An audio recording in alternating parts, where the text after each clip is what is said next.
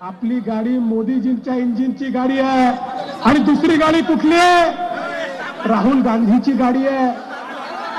त्या गाडीला राहुल गांधीचं इंजिन आहे, पण राहुल गांधीला कोणी इंजिन समजायला तयार नाही. त्यांच्याकडे राहुल गांधी म्हणतात मी इंजिन आहे, शरद पवार साहेब म्हणतात मी इंजिन आहे, उद्धव ठाकरे म्हणतात मी इंजिन आहे, ममता बॅनर्जी म्हणते मी इंजिन आहे, लालू प्रसाद म्हणतात मी इंजिन आहे, मुलायम सिंगांचा पोरगा म्हणतो मी इंजिन आहे, स्टॅलिन म्हणतो मी इंजिन आहे. तिथे फक्त इंजिन आहे, तिथे डब्बे नाहीच आहे. मला सांगा, इंजिन मध्ये बसायला किती लोकांना जागा असते?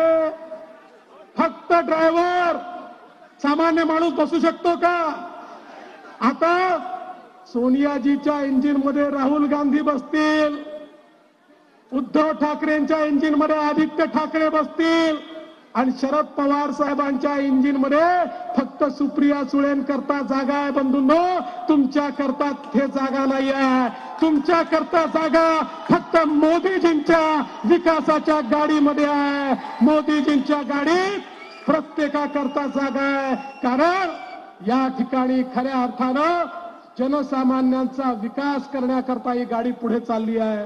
आणि म्हणून आज आपण पाहतोय, मोदीजींनी 20 कोटी लोक जे कच्च्या घरात राहायचे त्यांना पक्क घर दिलं.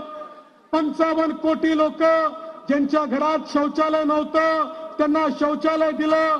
50 कोटी लोक ज्यांच्या घरात गॅस नव्हता त्यांच्या घरी गॅस पोहोचवला.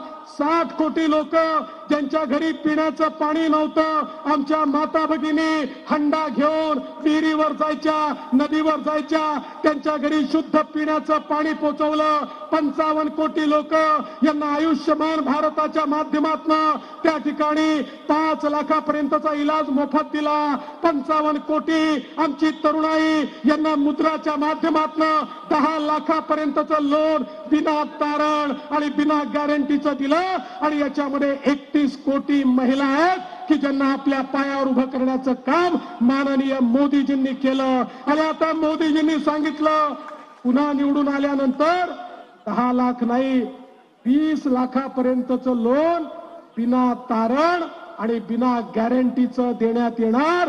म्हणजे आमच्या तरुणाईला मोठं करण्याचं काम मोदीजी करतायत.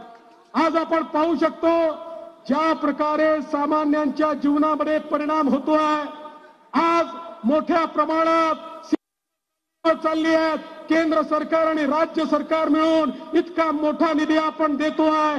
जे 50 वर्ष झालं नाही ते प्रकल्प आज आपण पूर्ण करतोय. आणि खऱ्या अर्थानं तो नगर जिल्हा असो की महाराष्ट्र असो, आमच्या मुख्यमंत्र्यांच्या नेतृत्वात तो सुजलाम सुफलाम करण्याचं काम चाललं आहे. बंधू भगिनींनो, मुख्यमंत्री असतील, मी असेन, अजितदादा असतील, या ठिकाणी विखे पाटील साहेब असतील, आम्ही 24 तास केवळ तुमच्या करता काम करतो. आणि मला विश्वास आहे, मोदीजींनी तर सांगितलं, पिछले 10 साल ये तो केवल ट्रेलर था, असली पिक्चर अभी बाकी है. पुढच्या 5 वर्षामध्ये एक बलशाली भारत, सामान्य माणसाचे स्वप्न पूर्ण करणारा भारत, सामान्य माणसाला अधिकार देणारा भारत, सामान्य माणसाला पंख देणारा भारत हा मोदीजी निर्माण करतात. आणि त्यांच्या पाठीशी तेवढ्याच ताकदीनं महाराष्ट्र उभा आहे. कारण या भारतामध्ये महाराष्ट्र मजबूत झाला तरच भारत मजबूत होतो.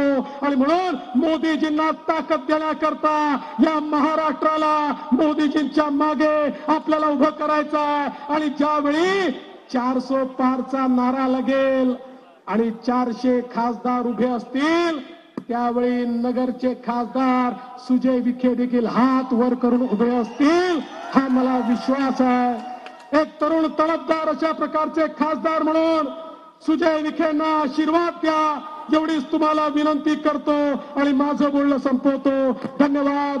जय हिंद, जय महाराष्ट्र.